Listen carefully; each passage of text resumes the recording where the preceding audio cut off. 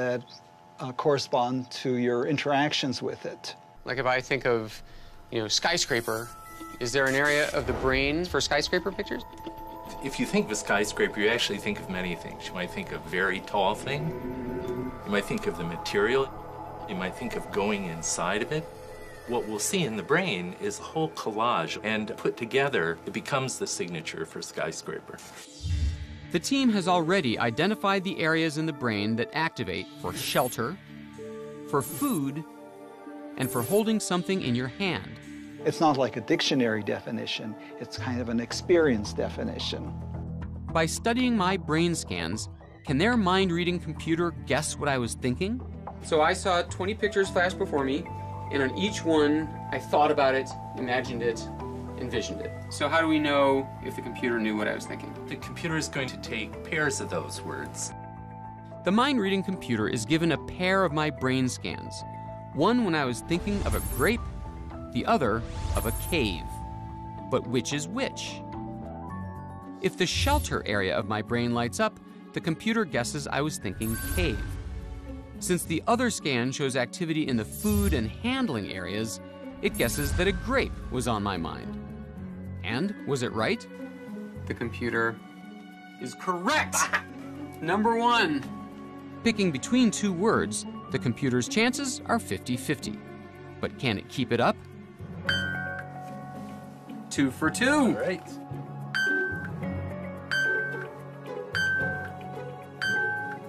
Oh, you got 9 correct. And the 10th was correct also! Nicely done, 10 out of 10! That is unbelievable! For all 10 pairs, the computer gets it right. And that's pretty impressive. It's a far cry from walking down the street with a device that could read the everyday thoughts of passersby, but it's enough to have some experts on the future concerned. Whenever you're starting to talk about the integrity of the body, the integrity of the mind, and being able to somehow violate that in any way, it becomes scary. I'm sure there are many people right now going, oh my God, take away their funding. I don't want to have my mind read. I want my innermost thoughts to remain innermost. What if all of our thoughts were public? Lying, for example, would go away. It's sort of like a mental nudist colony. Well, here's one way to think of it. Like any big technology, there are all kinds of ways you can use it. And here you could use it for some pretty amazing things. There are also things that none of us would want to do. It's a good time now to begin thinking of those and thinking about what kind of guidelines we want to put in place.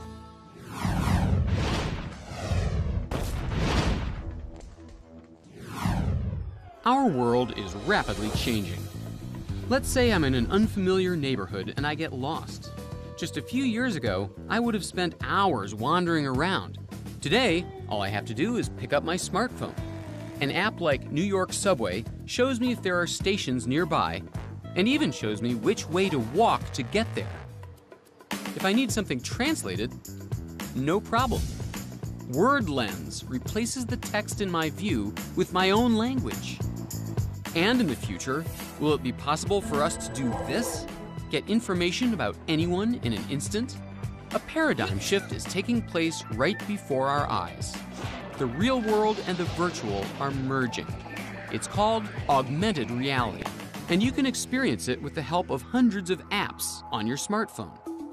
But one day soon, companies like Google, the internet search giant, think all this information will be delivered in revolutionary new ways. This is Glass, a very different type of computing and communication device. Think of Google Glass as a wearable smartphone. Could I try it? Yeah, you can put it on if you like. Cool. But lighter and quicker to access. Oh, wow. Right now, Glass is a work in progress. I can just flick my eyes into this corner and I see a very crisp screen. The little square you see glowing here is actually a tiny computer screen. Google hopes that in the not-too-distant future, it will bring us our email, show us our text messages, and provide access to the internet. And the tiny camera here will be a new way to share your experiences with friends. So this is wild. So I'm seeing a beautiful path through a woods. As I turn my head, I'm actually looking around the scene. Oh, and I can even look down and up. Wow, those are beautiful. But Google Glass is just the tip of the iceberg. Researchers like Henry Fuchs at the University of North Carolina are developing technologies that blend the virtual and physical worlds, augmenting our reality with the stuff of sci-fi movies. So, this is one of the labs, David, that we have set up to work on augmented reality and telepresence. So, as I understand it, this is like in Star Wars when Princess Leia gets beamed out of R2-D2's head. Remember that famous scene where Princess Leia records a hologram of herself and sends it to Obi-Wan Kenobi? Help me, Obi-Wan Kenobi. You're my only hope. That was all special effects. What we hope to develop here is the real thing. And that's as hard as it looks. First, I put on these stylish shades. Is that too tight? Nope. Once we're set up, we're ready to roll. We pretend Henry is on vacation in his beach house in Hawaii, while I'm stuck in my office here in New York. And suddenly... Wow. If my goggles don't deceive me, that's you sitting across from the table from me. Wonderful. That's just the effect that we would like. Wow, so that's crazy. You look the right height, size, shape, and angle as though you're actually sitting right in front of me. I have to admit, it's the closest I've ever come to having a conversation with a hologram, although the image is far from perfect. So this is the Model T we're wearing right now. We're not even Model T. Not even Model T. Oh, no. This is like, 20 years before the Model T. But the technology needed to create this illusion is anything but 20th century. In order for Henry and me to see each other, he's rigged our rooms with a bunch of 3D cameras. They are, in fact, Xbox Kinects. With the help of some sophisticated software, they transport his virtual image into my stunning handcrafted headset. And these little silver balls that make us look like aliens are part of a complex tracking system that pinpoints where we are in space. There's one serious problem with the video, though. Yes. It looks like you're wearing a hideous, obnoxious Hawaiian shirt of some kind. In the future, telepresence systems like this one could come in handy. And wearable smartphones, like Google Glass, may give us a new way to access the virtual world. The question is, will technologies like these that aim to immerse us even more into a digital world improve the quality of our lives? A lot of experts are wary. They say our immersion in technology is already a problem. Look at kids today. They're listening to music while texting a friend, having a conversation on Facebook, and doing their homework. In other words, multitasking. Can their brains keep up with all this connectivity? Stanford professor Clifford Nass thinks they can't, that doing so many things at once is making it harder for them to focus.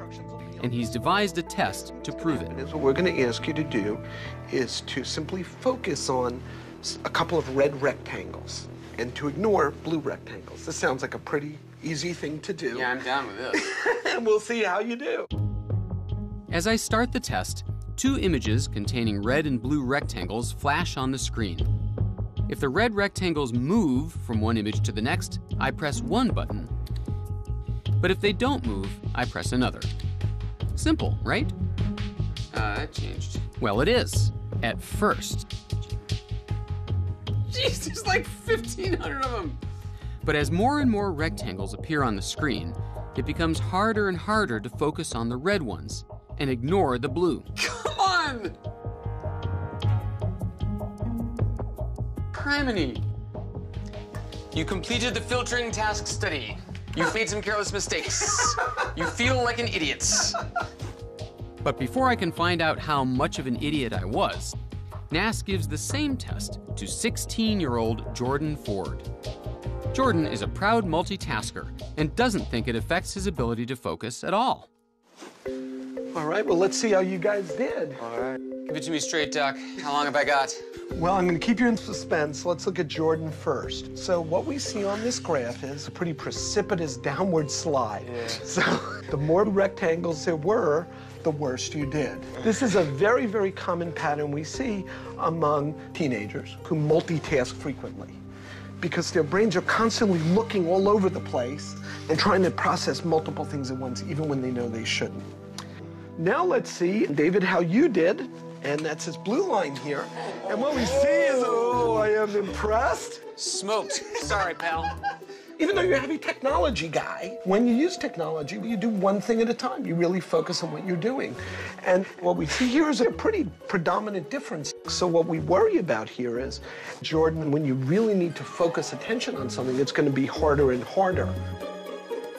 Parents have been saying, quit using X technology, you'll rot your brain, since my grandparents' time. You know, like the cavemen were probably, quit making fire with sticks, you'll rot your brain, right?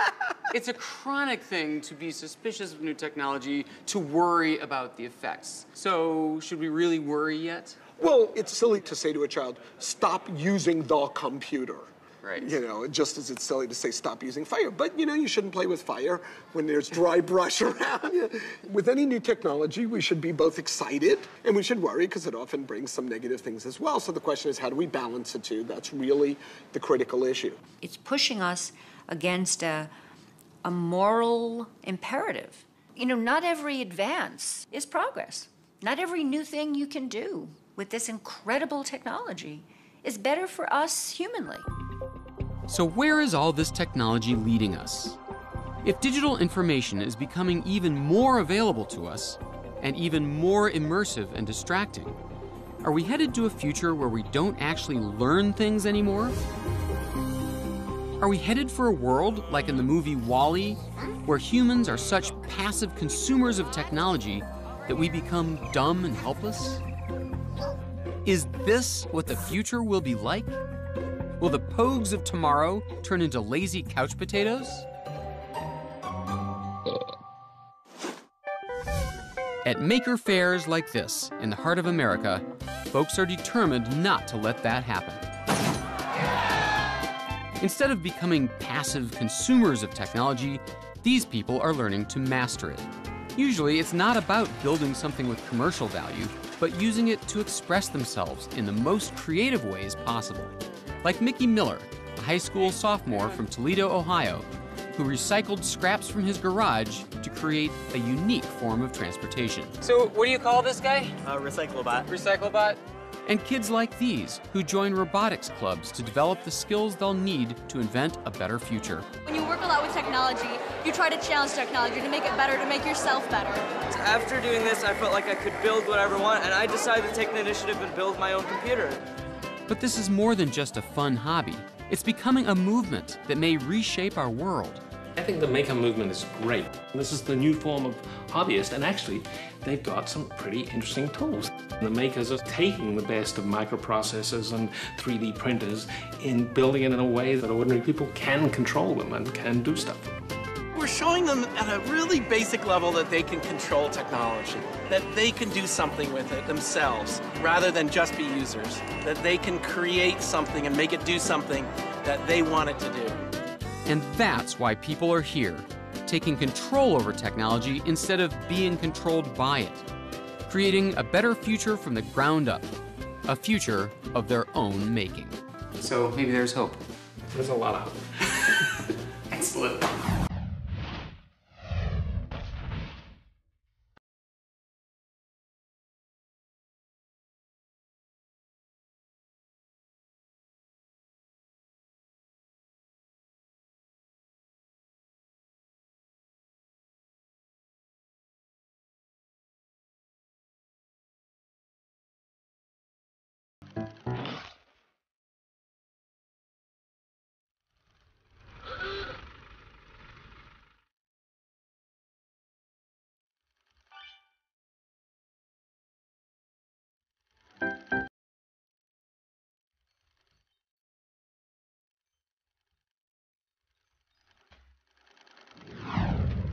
If you're worried about the role of technology in our lives in the future, you might be concerned about video games. Worldwide, people spend billions of hours per week playing them.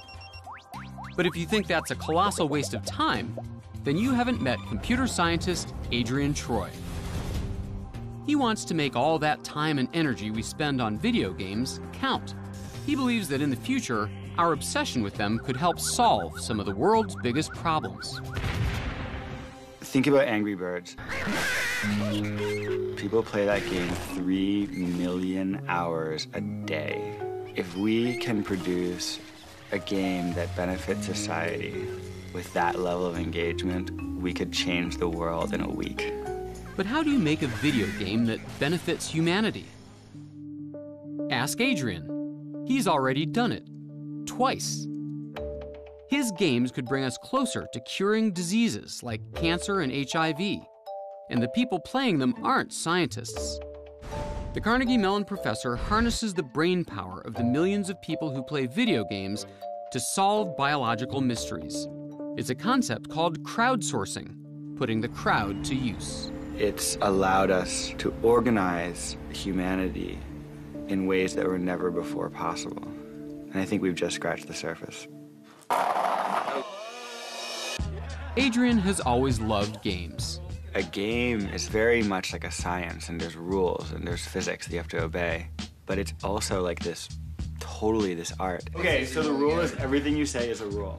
He's been inventing them since he was little. When I was 12 and I had appendicitis, I started inventing card games.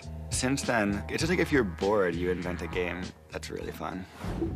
He invents games everywhere, even at the local diner. Being like, the sugars are the board. And I'm like, you're the Tabasco sauce, I'm the salt. Our job is to get the pepper. You can only move like this. And he thinks about games 24/7, from his sleeping to his waking hours. I always have this notebook with me. When you're writing, you're like taking stuff out of your brain, and sometimes you just need like a little bit of extra space. Adrian's first science video game began when biochemists had a problem. To fight diseases, they needed help solving protein puzzles. Computers are terrible at visual puzzles, but humans are great at them. So where could Adrian find a massive workforce? What if he could get the millions of people playing video games to play a different kind of game? And that was the beginning of Fold-It. It's a 3D puzzle. Instead of birds and bombs, this game would be about protein folding. Proteins are molecules made up of long chains of amino acids. They're the workhorses of our cells, the machinery that keeps our body running. And they fold in thousands of different ways. It's like all the pieces of the protein locked together in this sort of puzzle, like Tetris. How they fold will change what they do in your body. Depending on how they fold, they can either form the fibers in your hair or the motors that run your muscles. A misfolded protein can help HIV replicate and cause diseases like cancer. But a well-folded one can help cure diseases. In the lab, scientists can make the long chains of amino acids, but when it comes to folding them up properly, they have trouble. And that's where people playing Fold-It come in.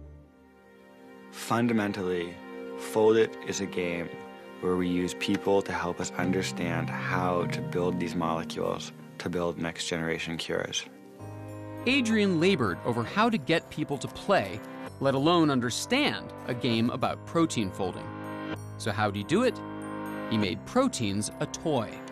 So a game has rules, but a toy is just something you want to play with. Even if you didn't know the rules, you still wanted to just wiggle it around and see how it works. Just like a Rubik's Cube, you can twist and turn it. We see if they can intuit and fold a protein into that most stable shape just by looking at it and by thinking about it and by playing with it.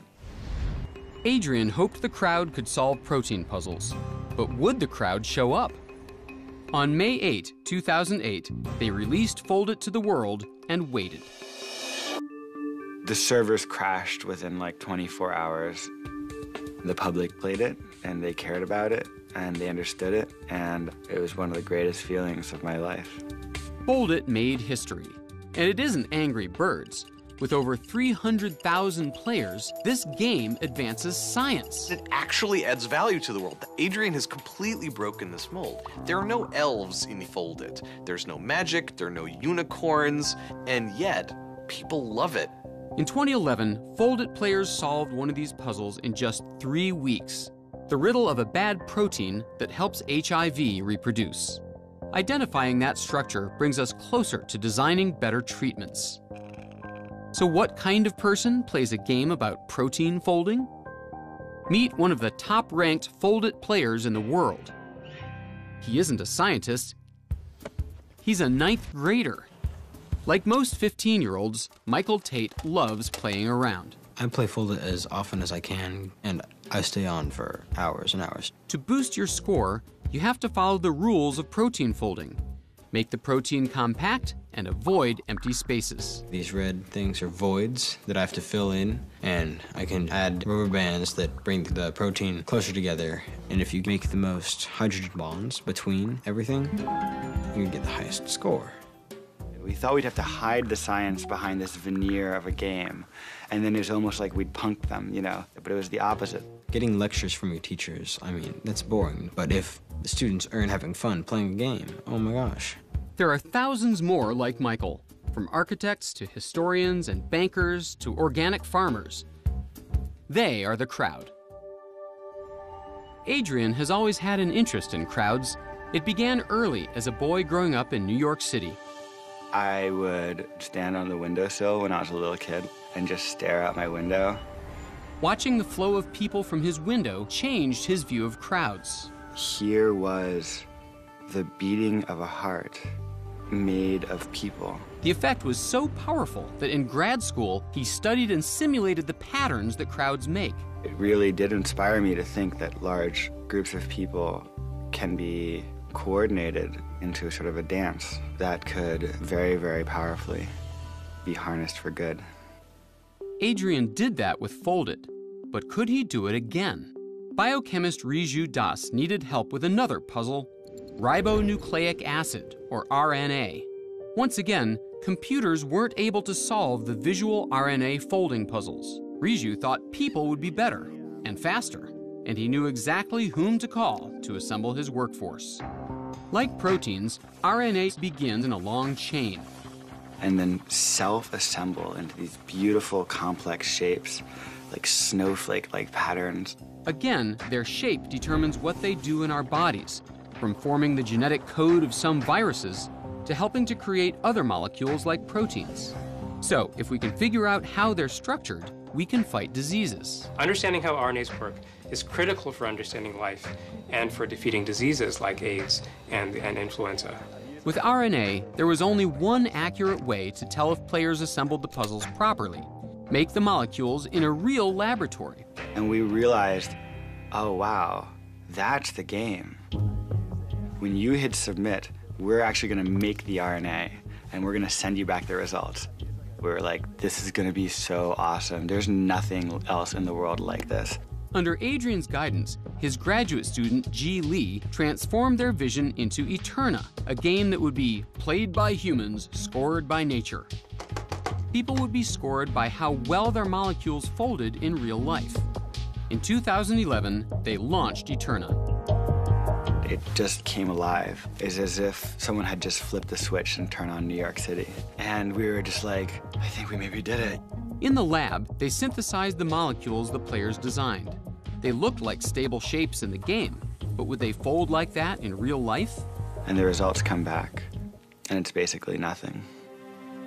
What happens when you create a game and you tell everyone, we're all gonna do science together, and then nothing comes out? None of the RNAs folded into stable shapes in the lab. Adrian worried Eterna was a bust.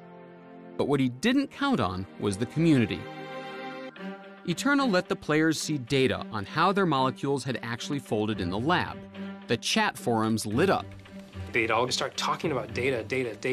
They'd analyze it to pieces. Hundreds of players were discussing their mistakes and revising their strategies. It was like the very beginnings of science. It was almost like when alchemy was slowly turning into chemistry. 6 months in, they plotted the players' progress, and Adrian saw a change. And it was just like, zing. The players have learned how to fold RNA. It was just like sent chills down our spine. The players' RNA molecules were folding correctly. And then I thought, wow, that is real, that's real science. And that's when I knew that it was gonna work. The worst player design was better than the best computer design. Humans were better and faster. When you hire someone, you don't know whether they're going to be good or bad at the job. Well, we sort of hired the world, and the world turned out to be awesome. Adrian has only 3 grad students, I wonder if we're going to get better data. But he has over 40,000 Eterna players who have discovered new rules for how RNA folds. We simply have much more manpower than anyone else. And science is about manpower. I think that it's possible that what we're seeing in Eterna is the tip of an enormously exciting iceberg. I don't know how large the largest problems that can be solved are if we all contribute our own little piece. Adrian envisions a future where anyone and everyone can contribute to solving such huge problems, even 15-year-olds like Michael Tate. Maybe science is going to be like a team sport. And I don't mean like a 30-person team, I mean like a 30,000-person team. Take these crowds and multiply it by human creativity. We're dealing with a force way more powerful than anything we had before.